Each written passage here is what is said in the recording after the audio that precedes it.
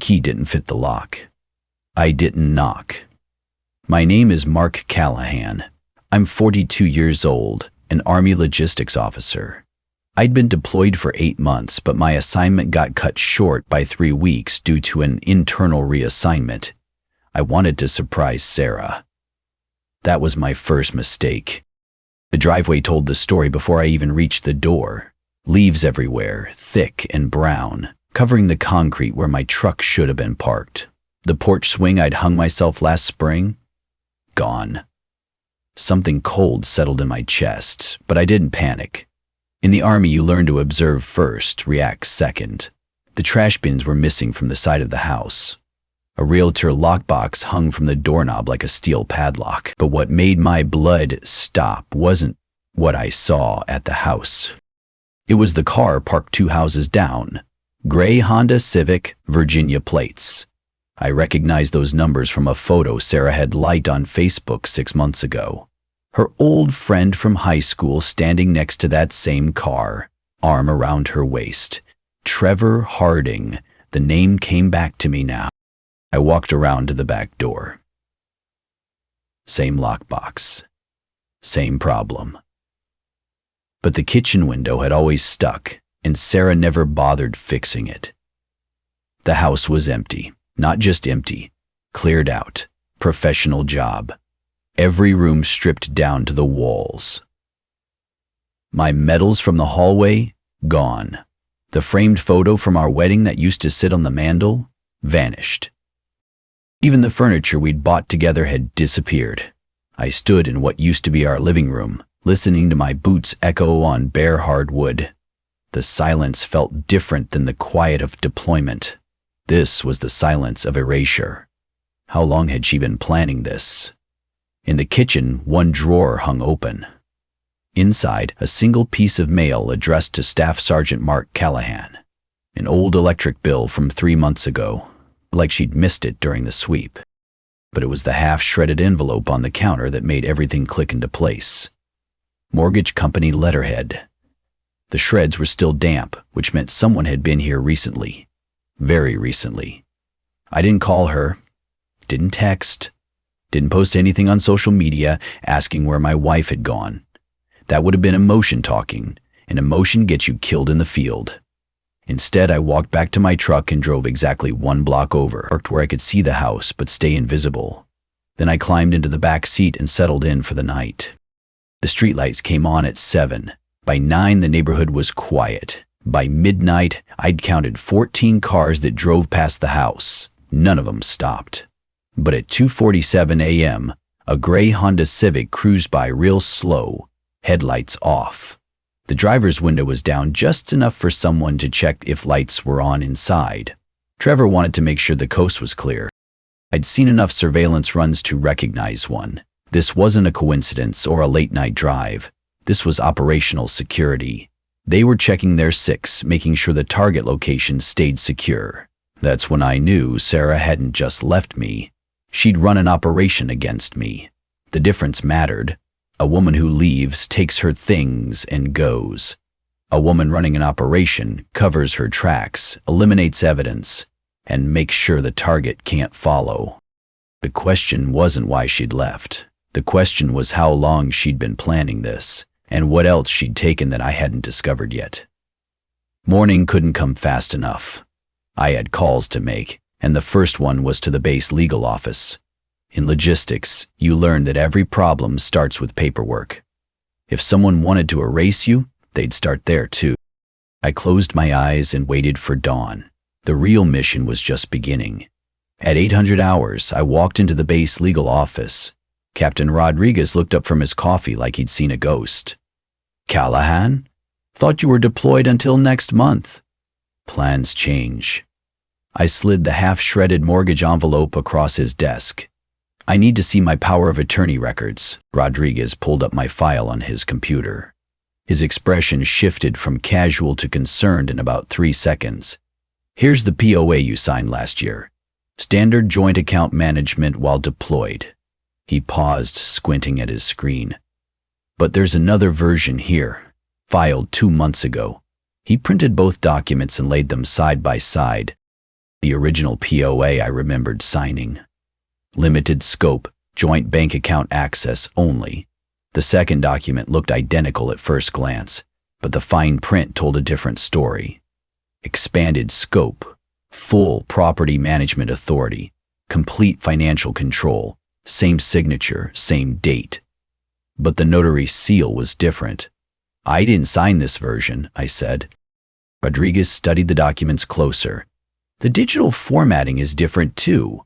This looks like someone scanned your original signature and pasted it onto new text. My hand stayed steady, but my mind was already 3 moves ahead. Sarah wasn't just cheating. She was running a long-term operation, and I'd been the unwitting target. I needed backup. Someone who understood legal warfare better than I did. Kevin Madsen answered his phone on the second ring. We'd served together in Kandar, where he'd been a JAG officer before transitioning to civilian property consulting. If anyone could spot forged documents, it was Kevin. "Mark, hell, I thought you were overseas. Can you meet me? I've got documents that need expert eyes." 30 minutes later, Kevin sat across from me at a diner near the base. He examined the POA copies with the same methodical precision he'd used to review supply contracts in Afghanistan. "This isn't just betrayal," he said finally. "This is strategic erasure." Kevin pulled out his laptop and started cross-referencing public records. What he found made my blood run cold. Sarah had filed for separation of ownership on our house 2 months ago. She'd requested to remove my name from the deed entirely, claiming I had verbally relinquished my share of the property. The supporting documentation, the forged POA and a quitclaim deed bearing my signature, the same signature digitally lifted from some old PDF and pasted onto new paperwork. "Who processed this?" I asked. Kevin scrolled through the filing details. "Trevor Harding, County Planning Office. He personally fast-tracked it through an internal desk with reduced scrutiny." The pieces clicked together like a magazine sliding into a rifle. Trevor wasn't just Sarah's high school friend. He was her inside man, using his position to bypass normal safeguards. She hadn't just cheated on me. She'd re-engineered the paperwork of our life while I was deployed, erasing me from our shared assets one document at a time. "What's our next move?" Kevin asked. I didn't hesitate. "We file a fraud claim." "You sure you don't want to call her first? Give her a chance to explain." "No." The word came out flat and final. "She's had months to explain. Now it's time to let the system do the talking." We drove straight to the county registrar's office.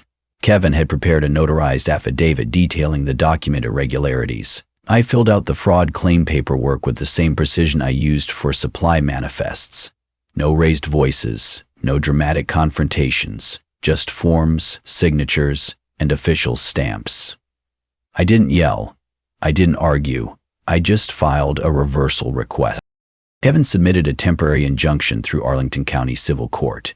It wasn't a verdict, just a pause while the paperwork got reviewed, but it was enough to freeze the house title from moving forward. The freeze was retroactive to the date of the contested deed. Sarah's sale was now legally stalled. That evening I returned to the empty house. The garage door still responded to my remote. Sarah had missed that detail in her operational planning. Her old laptop sat on a dusty shelf, abandoned and forgotten.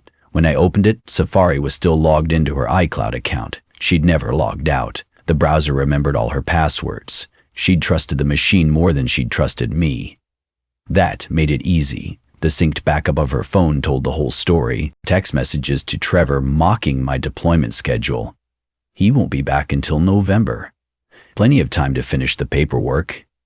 A digital checklist titled "Before the Deadline" with items like transfer title, close joint accounts, and submit new loan application. Screenshots of VA loan application pages, filled out using my personal information, my social security number, my military service records, my credit score, and buried in her bookmarks, a saved login to VA Gov using my old credentials from a 2019 disability claim we'd filed together. She hadn't changed a thing. The scope of her operation was breathtaking. She wasn't just selling her house. She was using my military credentials to apply for a new VA loan for her and Trevor. They'd planned to use my service record to finance their fresh start together. How long had she been planning this? Every text message was time-stamped. The earliest ones went back 6 months, right around the time I'd gotten my deployment orders. She'd started planning her exit the moment I'd left for overseas. I screenshot everything, downloaded the message backups, copied the browser history. The digital evidence painted a picture of calculated betrayal that went far beyond a simple affair. Kevin was right. This was strategic erasure. But Sarah had made one critical mistake.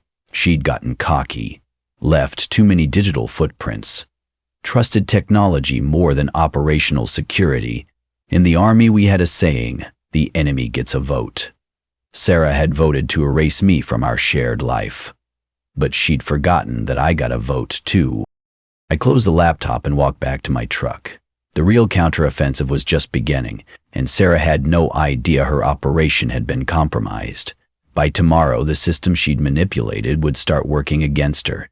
The bureaucracy she gamed would become her prison. I didn't need to confront her directly. The paperwork would do that for me. Sometimes the best revenge is just letting the truth work its way through official channels. Sarah was about to learn that lesson the hard way. I know systems, I know delays, and I know paper trails can do more damage than fists. Over the next 3 days, I filed 4 separate claims in precise order, each one designed to trigger a different part of the bureaucratic machine that Sarah had tried to manipulate. First, affidavit of forged document submission to the county clerk's office. Kevin's notarized statement detailing every irregularity in the POA documents, date stamps, signature analysis, notary seal discrepancies, all laid out in official language that bureaucrats couldn't ignore. Second, fraudulent property transfer reversal claim with the registrar. This one carried more weight because it challenged the legitimacy of the entire deed transfer. Once filed, it created an automatic hold on any future transactions involving the property. Third, flag on the VA loan portal. Kevin knew the internal escalation lines from his JAG days. He walked me through the process of reporting fraudulent use of military credentials. But here's where Sarah's operational security failed her completely. I logged into the VA portal using her cached credentials. She'd reused my password from a 2019 disability claim we'd filed together. The same password she'd been using for everything. The system remembered what she hoped I'd forget. Her pending loan application was right there in the dashboard. Full access to every form, every document, every piece of supporting evidence she'd submitted using my information. I didn't delete anything, didn't alter the application. I just flagged it for review and attached copies of the fraud documentation I'd already filed with the county. The beauty of bureaucracy is that once you trigger the right alarms, the system investigates itself. Fourth, request for financial freeze on joint accounts backed by the fraud claim documentation. This one would take the longest to process, but it would prevent any further asset transfers while the investigations ran their course. I avoided direct exposure completely. No dramatic confrontations, no angry phone calls, just paperwork flowing through official channels, each document triggering the next level of scrutiny. The system was quietly closing in, but Sarah had no idea yet. The first complication came Tuesday morning. Kevin called with bad news. The title office rejected your initial submission. Signature date is off by 1 day on page 3. They want a corrected version within 48 hours, or the whole claim gets voided. A stated signature field, one small clerical error that could derail everything. Kevin scrambled to fix it. He called a contact at JAG who still had active credentials, someone who could verify the correct dates and co-sign the corrected affidavit. They worked through the night to get the paperwork resubmitted in time. We made the deadline with 6 hours to spare. Meanwhile, Sarah's social media painted a picture of blissful ignorance. Vacation photos from Asheville. Her and Trevor hiking in the Blue Ridge Mountains, all smiles and casual confidence. She had no idea that every system she'd gamed was now working against her. Trevor posted something even more interesting on his real estate page. A coming soon listing for a house in North Arlington. 3 bedrooms, 2 baths, move-in ready. The listing price matched exactly what Sarah would net from our house sale. The down payment, that pending VA loan she'd submitted in my name. They'd already picked out their next home, already planned their fresh start. The whole operation hinged on that fraudulent loan approval, and they thought they were home free. What's the worst part about overconfidence? It makes you visible. Every photo, every post, every public listing created a digital paper trail that connected their scheme. Trevor's real estate activity, Sarah's vacation spending, the timeline of their relationship versus the timeline of the fraudulent documents. They were documenting their own crime without realizing it. By Thursday, I had everything I needed to close the trap, but I didn't go to Sarah directly. That would have been emotional, and emotion compromises operational effectiveness. Instead, I made one phone call to James Whitmore, Sarah's father, retired civil engineer, a man who understood contracts, legal documents, and the importance of reading the fine print. More importantly, he'd co-signed our original mortgage, which meant he had legal standing in any property disputes. James answered on the third ring. His voice carried the same measured tone I remembered from family dinners when we discussed infrastructure projects and government contracts. "Mark, good to hear from you. Thought you were still deployed. Assignment ended early. James, I need to ask you something about the house." "Sure, what's going on?" I kept my voice neutral, professional, no emotional weight, just one engineer asking another engineer a technical question.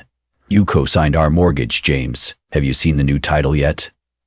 Silence on the other end, the kind of silence that comes when someone realizes they've missed something important. "New title? What new title?" "Sarah didn't tell you. She transferred the house to her name only. Filed the paperwork 2 months ago. I figured since you co-signed the original mortgage, you'd need to review the new ownership structure." More silence. Then the sound of papers shuffling. "Mark, I haven't seen any new paperwork. Sarah told me you'd agreed to let her handle the house while you were deployed, but she never mentioned changing the title." Perfect. James was a detail-oriented man who read every document that crossed his desk. If Sarah had tried to hide the property transfer from her co-signing father, it meant she knew the paperwork wouldn't survive scrutiny. "Would you like me to send you copies of the filed documents? As co-signer, you have a right to review any changes to the property ownership." "Yes, send them over. I'll take a look." "I'll email them tonight." "Thanks, James." I hung up and leaned back in my truck. The final piece was in motion. James wouldn't just review the documents. He'd analyze them with the methodical precision of someone who'd spent 40 years reading engineering contracts. He'd spot every irregularity, every forged signature, every procedural violation. And when he did, he'd have questions. The kind of questions that fathers ask daughters when they discover they'd been lied to about legal matters involving family assets. Sarah would have to explain why she'd hidden a major property transfer from her co-signing father. She'd have to defend forged documents to a man who knew exactly what legitimate paperwork looked like. The beautiful thing about the truth is that it doesn't require any maintenance. Lies, on the other hand, need constant management. Sarah's operation was about to require more management than she could provide. I started the truck and drove toward the base. Tomorrow was Friday. Perfect timing for a family conversation that would happen over the weekend. Sarah had no idea that Sunday dinner was about to become a legal review session. James called Sarah on Friday evening. Family brunch on Sunday. Just immediate family. I know this because Kevin had helped me draft a comprehensive file for James earlier that week. Everything organized in chronological order, cross-referenced, and notarized. The kind of documentation that civil engineers respect.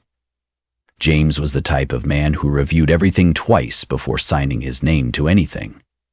When he saw what his daughter had done with his co-signed mortgage, he'd want answers.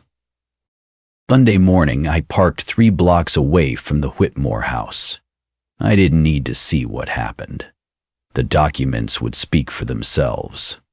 Sarah and Trevor arrived at 11:30 a.m., casual and smiling.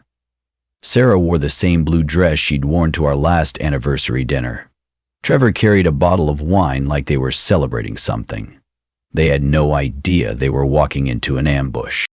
James had spent Saturday night reading every page of the file I'd sent him, the forged power of attorney, the deed alteration forms, screenshots of Sarah's text messages mocking my deployment schedule, digital access logs showing her use of my VA Gov credentials. But the most damaging document was the letter from the registrar's office, dated that Friday. It confirmed that the house title had been frozen pending investigation of fraudulent transfer claims. All their paperwork was now under official review. The brunch table was set for 4, but only 3 people sat down. James had placed the file folder next to Sarah's plate like a place setting. Sarah noticed it immediately. Her smile faded when she saw her name written on the tab in her father's precise handwriting. "What's this, Dad?" James opened the folder and spread the documents across the table. His voice carried the same measured tone he'd used when reviewing construction contracts for 40 years. "These are legal documents with your signature on them. I need you to explain what they mean." Trevor leaned forward, squinting at the paperwork. "What is this stuff?" James didn't answer him. He looked only at his daughter. "Sarah, did you sign these power of attorney modifications?" Her fork stopped mid-air, a piece of scrambled egg balanced on the tines. The color drained from her face like someone had opened a valve. She started to say something, then stopped. Started again, stammered, then silence. Trevor grabbed one of the documents, scanning it quickly. "Sarah, this says you transferred the house using Mark's signature. Is this real?" The silence stretched longer. James pulled out his reading glasses and picked up the forged POA. "This signature date doesn't match the notary seal date. The document formatting is inconsistent with the original power of attorney that Mark signed in my presence last year." He set the document down and looked directly at his daughter. "More importantly, you never told me you were removing Mark from the deed. As co-signer on the original mortgage, I should have been notified of any ownership changes." Sarah's hands were shaking now. "Dad, I can explain." "Can you explain this?" James pulled out the VA loan application screenshots. "Or this," the text messages mocking Mark's schedule. "Or this," the digital access log showing her using Mark's military credentials.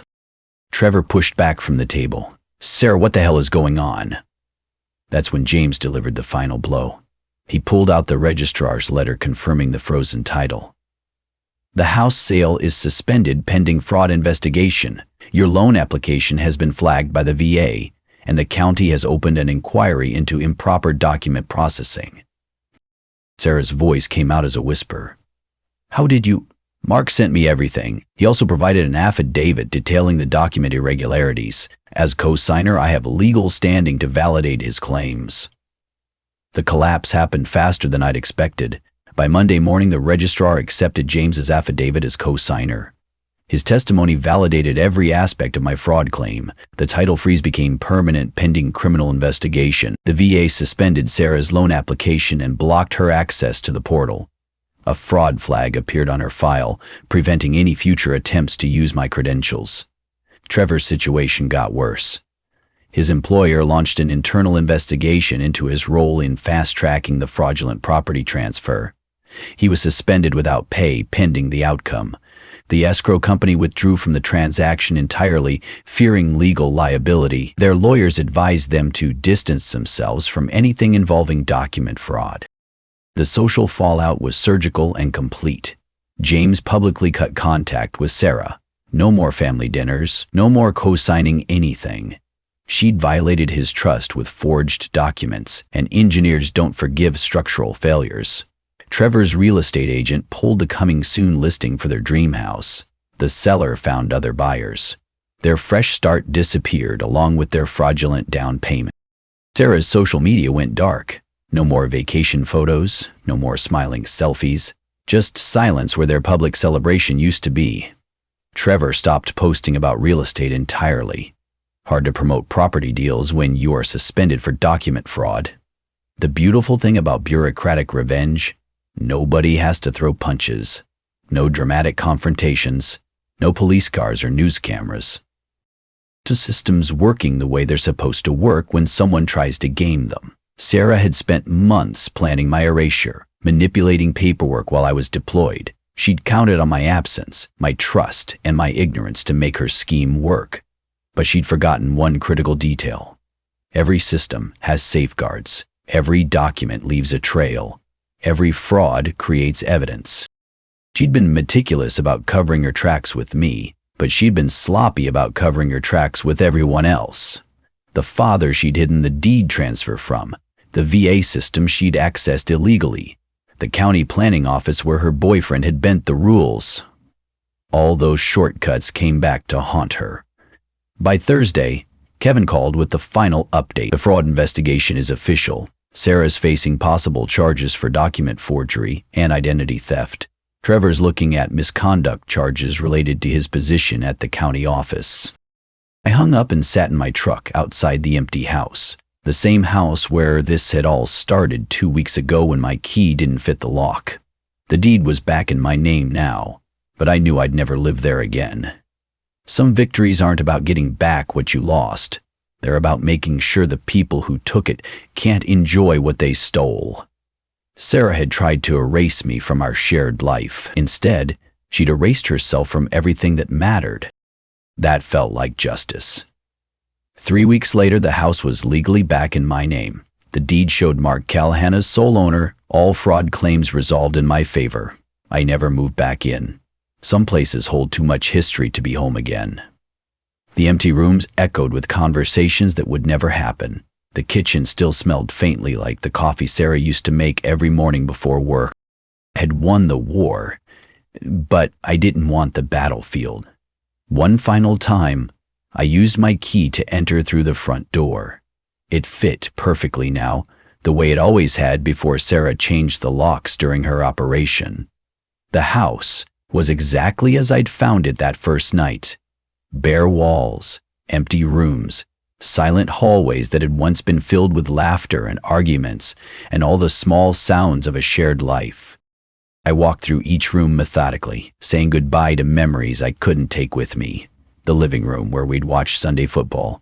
The bedroom where she'd told me about the deployment. The kitchen where we'd planned a future that would never happen. In the garage, I noticed something I'd missed during my earlier visits.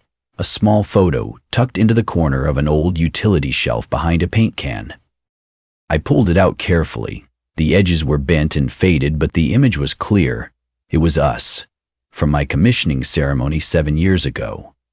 Sarah wore a blue dress, not the same one she'd worn to her father's brunch, but similar. Her hand rested on my shoulder, both of us smiling at the camera like we owned the world. On the back, in her handwriting, Mark. I'll wait for you. Always, love. She'd kept this photo hidden in the garage while she sold everything else. Maybe she'd forgotten it was there. Maybe she'd left it on purpose, knowing I'd find it eventually. I carried the photo to the backyard. The patio bricks were covered with fall leaves, brown and brittle, like the ones that had been in the driveway that first night. I brushed them aside and set down a metal tray from the garage. The same one we'd used for grilling burgers during better times. I placed the photo in the center of the tray. For a moment, I just looked at it. Two people who'd believed their promises would last forever. Two people who'd been wrong about almost everything, except the fact that they'd loved each other once. I lit a match and touched it to the corner of the photo. The flame caught slowly, curling the edges first, then consuming the center. Sarah's face disappeared first, followed by mine. The blue dress, the military uniform, the promises written on the back. Within 30 seconds, it was all ash. A gust of November wind scattered the remains across the backyard, mixing them with the fallen leaves until there was nothing left to distinguish memory from debris. No music, no words, no final speeches about justice or revenge or moving on. Just ash and wind, and the quiet satisfaction of a mission completed. I walked back to my truck and drove away from the house for the last time. In the rear view mirror, I watched it shrink until it disappeared entirely.